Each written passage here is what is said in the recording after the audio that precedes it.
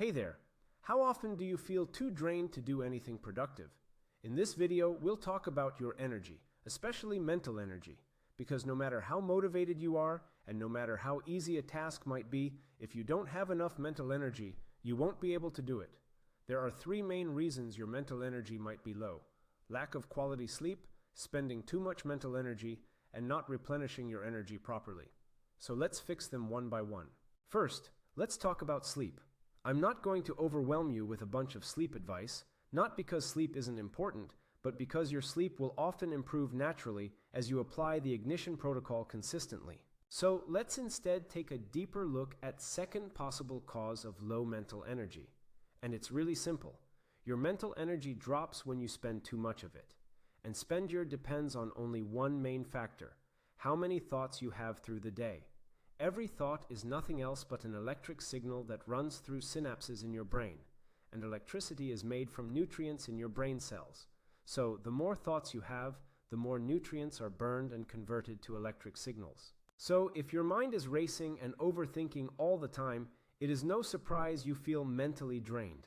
What you want to do is reduce unnecessary thoughts, so you spend your mental energy only on the productive tasks you actually want to perform. It is the same as spending your physical energy when you are walking.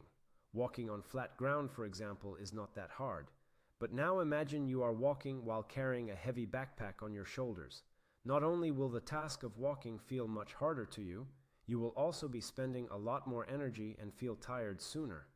The last possible cause for you having low mental energy is also pretty straightforward. You don't supply enough energy to your brain. Remember, in order for your brain to be able to think, it needs fuel, which is converted to electric signals or thoughts. So, how do you supply fuel to your brain? Simple, by eating food. When you eat food, nutrients are digested in your belly and then transported through your blood vessels to your brain cells. But for most people, not eating enough is not the reason for low energy. The problem lies in forgetting or ignoring one very important fact about energy. Having a lot of fuel does not automatically mean you have a lot of energy and feel energized. Because for fuel to become energy, you need to burn it first. So, how do you burn your fuel? Well, the same way you burn anything else, by adding oxygen. Only when you add oxygen to the fuel will it burn and become energy. When you breathe, oxygen is extracted in your lungs and sent to your brain. And the math here is simple. The more you breathe and the faster your blood flows from your lungs to the brain, the more oxygen will be there to burn the fuel in your brain. So, how do you speed up the blood flow and breathing rate? You've guessed it. Physical exercise. And don't worry, I will not tell you to just start working out every day, because we both know this is easier said than done. First of all, physical exercise is productive work. So until you are able to do productive work, you most likely will not be able to exercise either. And that's okay, because this entire course is designed to enable your ability to do productive work. However, I want you to look at physical exercise from a little bit different perspective. Imagine your job is to cut trees in the forest with an axe. You have two options. You either go straight to work and begin swinging the axe, or you can take some time to sharpen the axe before you begin.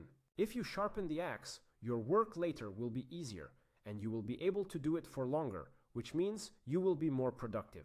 See, physical exercise is part of your productive work, because if you exercise, you will later have energy to work for 2 hours instead of 1 before you get too tired. But it is important you don't try to force yourself into exercising. All I want from you is to apply the passive techniques from videos 1 and 2 and wait until you feel like trying to do something productive. Once you actually feel like you are ready to begin a productive task, just try choosing physical exercise before doing anything else. If you fail to choose physical exercise, that's okay. You can go straight to productive work and try again later. But on the other hand, every time you do manage to do something in terms of physical movement before going to your normal task, you will massively improve your productivity and well-being for the rest of the day. It is also important you don't set any goals in terms of physical exercise. Just put your shoes on and go outside for 2 minutes. Sometimes you will feel like going for a longer walk, sometimes maybe even for a run. Just don't set any expectations and allow yourself to stop at any time. And the best part is that the worse shape you are currently in, the less you have to move in order to notice massive improvements in your levels of energy. In the next video, we will combine everything you've learned so far into a fail-proof method for overcoming procrastination and becoming the person you've always desired to become. See you there.